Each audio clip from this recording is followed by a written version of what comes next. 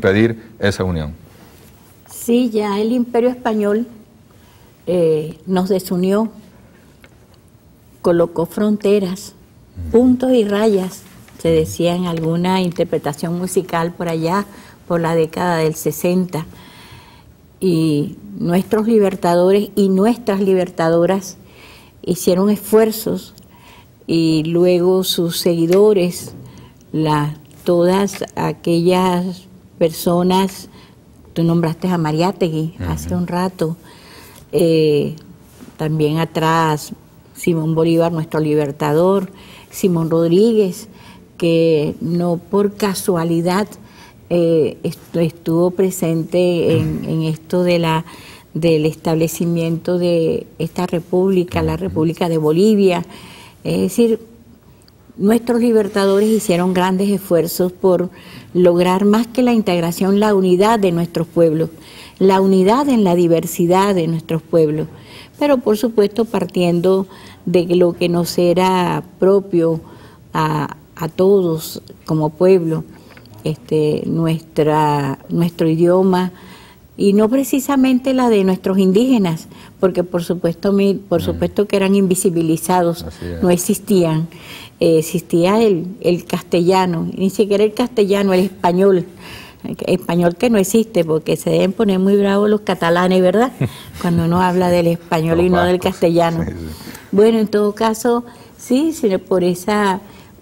nuestros libertadores hicieron grandes esfuerzos por unirnos, pero ahí había una contradicción profunda, la contradicción entre los sectores dominantes que se apropiaron de estas tierras, que se apropiaron, incluso esclavizaron a nuestras comunidades indígenas, esclavizaron a las comunidades africanas que fueron trasladadas a nuestro territorio, y para mantener esa esclavitud tenían necesidad de mantenernos separados. Claro. Eso era muy importante.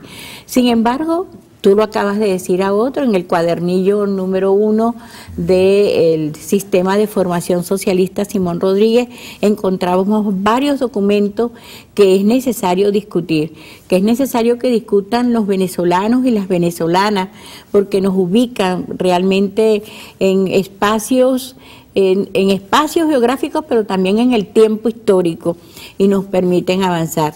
Quizás más adelante podríamos hablar algo que a los economistas y a las economistas nos interesa mucho, que es todo ese proceso de integración burgués, capitalista, que se desarrolló en el siglo XX a partir del establecimiento del proceso de industrialización por sustitución de importaciones, con la presencia de la CEPAL, de la Comisión Económica para América Latina. Bueno, allí podremos de verdad entonces avanzar, ya no en este proceso anterior de esa época independentista, sino de la otra época independentista que fue necesario desarrollar cuando se cortó el proceso que estábamos desarrollando. Sin embargo, la voluntad de unión siempre ha estado presente en todos los movimientos de integración o de unión en nuestra América, a pesar de ese saboteo, de esa voluntad para impedir nuestra unión desde los imperios. Todos aquellos movimientos que han visto con claridad y que se han arraigado en un proyecto auténtico de emancipación plena han tenido como visión el tema de la claridad de que sin que se produzca un proceso continental, regional, esa emancipación va a ser inviable. Inviable por la fuerza justamente de la desintegración que están presentes desde el primer momento.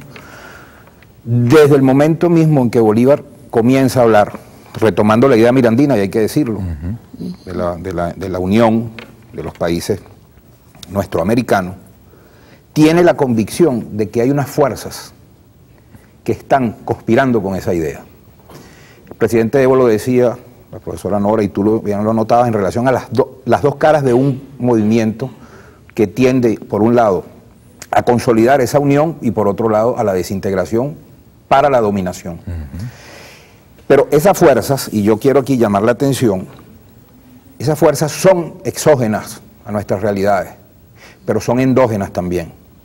Son endógenas en dos sentidos. Uno, porque las oligarquías criollas tienen efectivamente vinculaciones y comparten los intereses del imperio, y para ellos cualquier proyecto de unión que suponga la emancipación de los pueblos es un proyecto que atenta contra sus intereses. Pero una cosa que yo creo que es más grave y que nosotros deberíamos atender con más atención ahorita en esta coyuntura actual, donde estamos cumpliendo 200 años de la hazaña de la independencia y donde Venezuela y América, nuestra América, entra, ¿verdad?, en una fase extraordinaria de su historia que quizás sea la mejor retribución a la hazaña bolivariana, tiene que ver con la cultura, el apego, el amor que sembraron en los pueblos las oligarquías con las fronteras, el orgullo por ser de un país y desconfiar del vecino, desconfiar de los pueblos hermanos, considerarse los pueblos los más importantes, considerarse que los otros amenazan tu.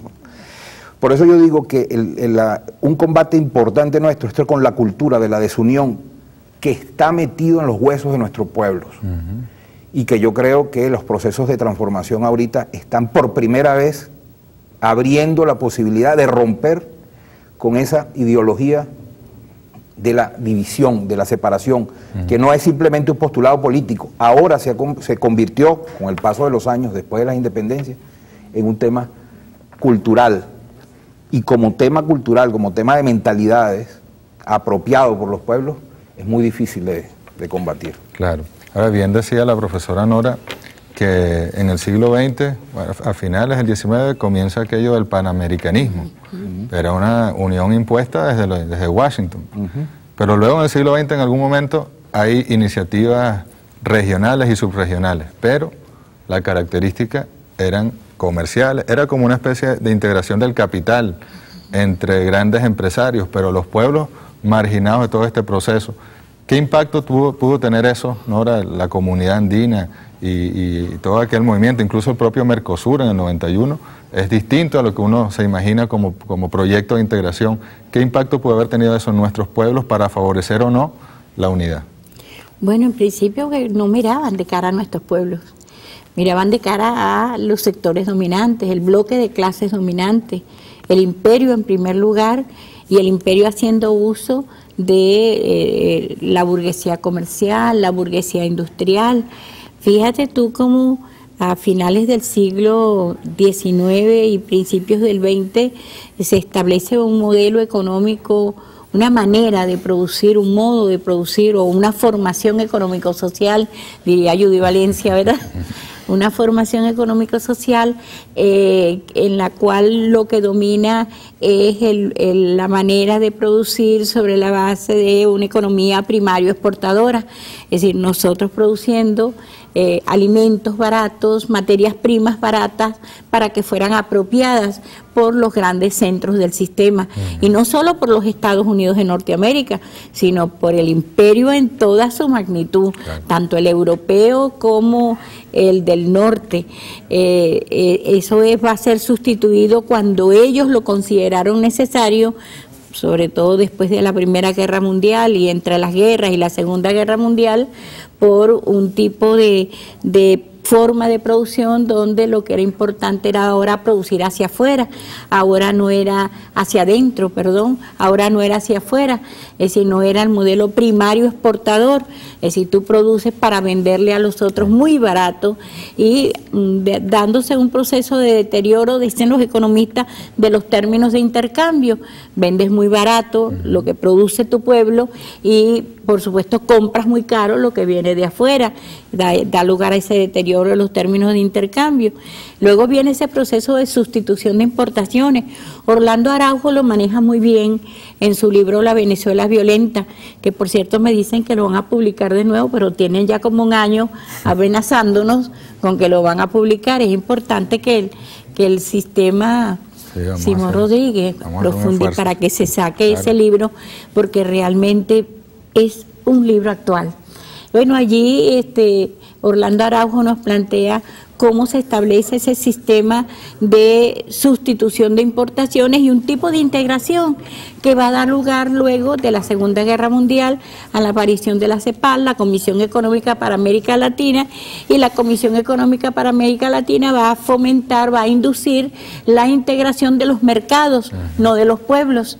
Por supuesto, integración de mercados y no de pueblos tenía que fracasar, y de hecho es lo que ha fracasado. Así es. Vamos a entrar un poco más en ese tema, porque hay ejemplos de integración en el mundo diversos.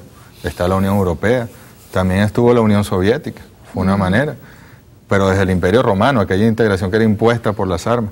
Y aquí, en nuestra América, nosotros contuvimos, como pueblo, el área de libre comercio de las Américas, el ALCA, que se detuvo gracias al Mercosur, a la UNASUR, al ALBA, en un momento histórico. Y en este momento, además, que se está llevando adelante la 8ª cumbre presidencial del ALBA, es importante contextualizar cómo vamos en realidad a construir una unión que le sea útil a nuestros pueblos. Vamos a la pausa y ya regresamos.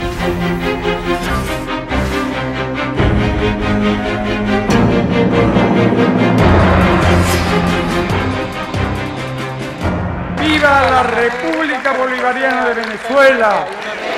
¡Viva Cuba! Que perduren para siempre nuestros lazos de hermandad y solidaridad.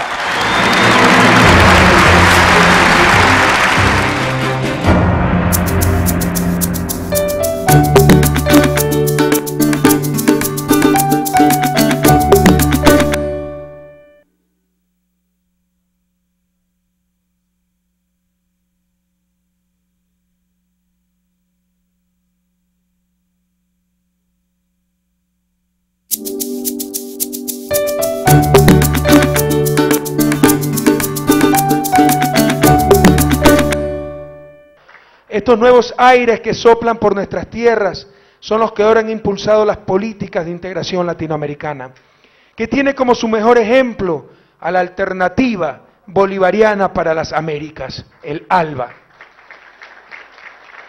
Estamos trabajando sin descanso para lograr que la Unión de Naciones Suramericanas, UNASUR, materialice nuestra convicción de que la integración y la unidad suramericanas son imprescindibles para el desarrollo sostenible y el bienestar de nuestros pueblos, así como para contribuir a resolver las lacras sociales que nos siguen aquejando, en especial la pobreza, la inequidad y la exclusión.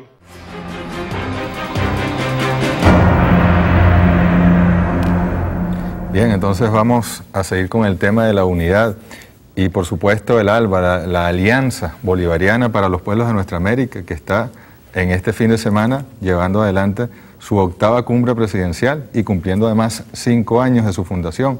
En el 2004 comenzó nada más con Cuba y Venezuela, ya somos 9 los estados miembros, pero además pueblos a través de los movimientos sociales, de gobiernos locales, son muchísimos los actores políticos y sociales que están en el ALBA.